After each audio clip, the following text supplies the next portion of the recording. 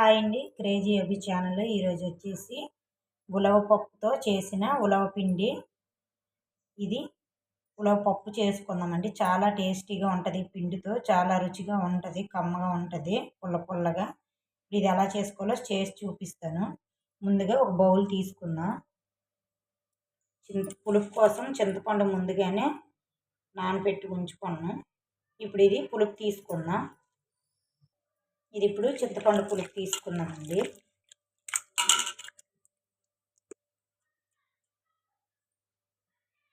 ఇదిగోండి, ఇలాగ పులుపు తీసుకున్నాను. ఇప్పుడు ఈ పిండిని ఇందులో వేసేసుకుందాం. వేసుకొని ఉండలు లేకుండా కలుపుకోవాలి. చేయితోనే కలుపుకోవాలండి, ఉండలు లేకుండా బాగా కలుస్తుంది. పిండి ఇలా ఉండలు లేకుండా బాగా కలుపుకోవాలండి, ఇందులో కలిసేలాగా. ఇప్పుడు ఇది కలుపుకున్నాం కదా, ఇప్పుడు ఇందులోకి వచ్చేసి కారం, పసుపు ఇవి యాడ్ చేసుకుందాం. కారం, రుచికి సరిపడగా ఉప్పు,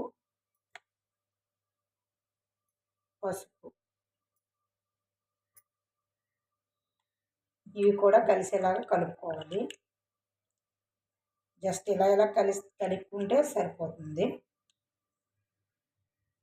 అంతేనండి, ఇందులో ఇంకేమి వేయక్కర్లేదు. నెక్స్ట్ పోపు వేసుకుందాం. ఉడకడానికి స్టవ్ ఆన్ చేసుకొని గిన్నె పెట్టుకొని ఆయిల్ వేసుకున్నానండి. ఇప్పుడు ఆయిల్ వేడవుతుంది.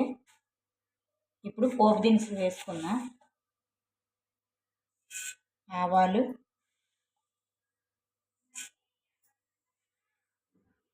జీలకర్ర,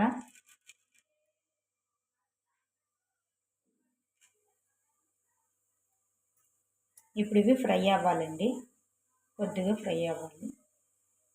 ఇవి ఇప్పుడు ఫ్రై అయ్యాయి కదండి, పచ్చగా దంచుకున్న వెల్లుల్లి వేసుకోవాలి.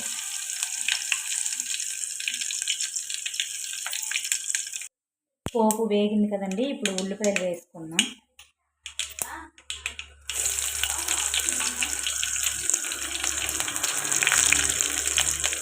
అలాగే పచ్చిమిర్చి. ఇప్పుడు ఇవి పోపు ఫ్రై అవ్వాలండి. పోపులో ఫ్రై చేసుకోవాలి. ఇలా వేగింది కదండి, కరివేపాకు వేసుకుందాం. ఇప్పుడు ఇది ఫ్రై చేసుకోవాలి. పోపు బాగా వేగితే టేస్ట్ అంత బాగుంటుందండి. మళ్ళీ చేసుకొని తింటారు, చాలా బాగుంటుంది, పుల్లగా కమ్మగా రైస్లోకి. అలాగే ఒక ఎండుమిర్చి తుంచి వేసుకున్నా. ఇది బాగా ఫ్రై అవ్వాలి. పోపు ఇలా వేగింది కదండి, ఇప్పుడు ముందుగా కలిపి పెట్టుకున్న ఈ పిండిని వేసేద్దాం.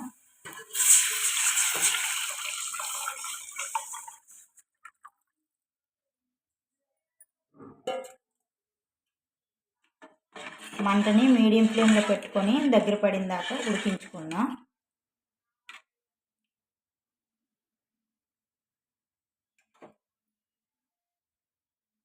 ఇప్పుడు ఇందులోకి వచ్చేసి టమాటా ప్యూరీ వేసుకోవాలండి, అప్పుడే చాలా టేస్టీగా ఉంటుంది.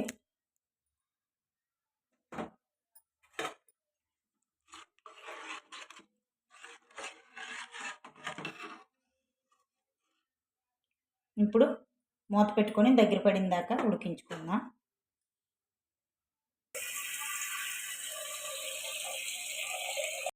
ఇదిగోండి, ఇలా పొంగులో వస్తుంది కదండి, ఇప్పుడు ఇది ఉడకడానికి స్టార్ట్ అయినట్టుగా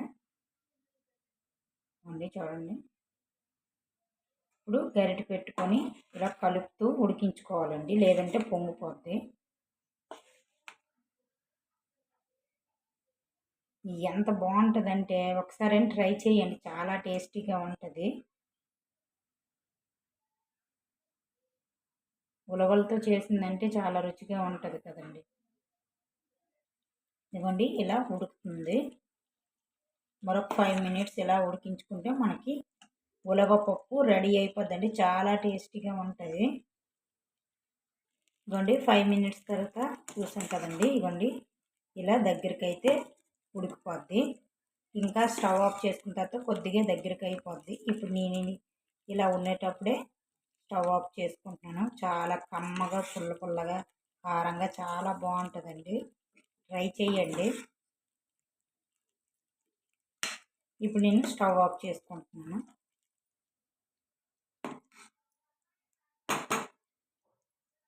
ఇప్పుడు కొత్తిమీర యాడ్ చేసుకుందాం. చాలా బాగుంటుందండి. ట్రై చేయండి ఒకసారి అయినా.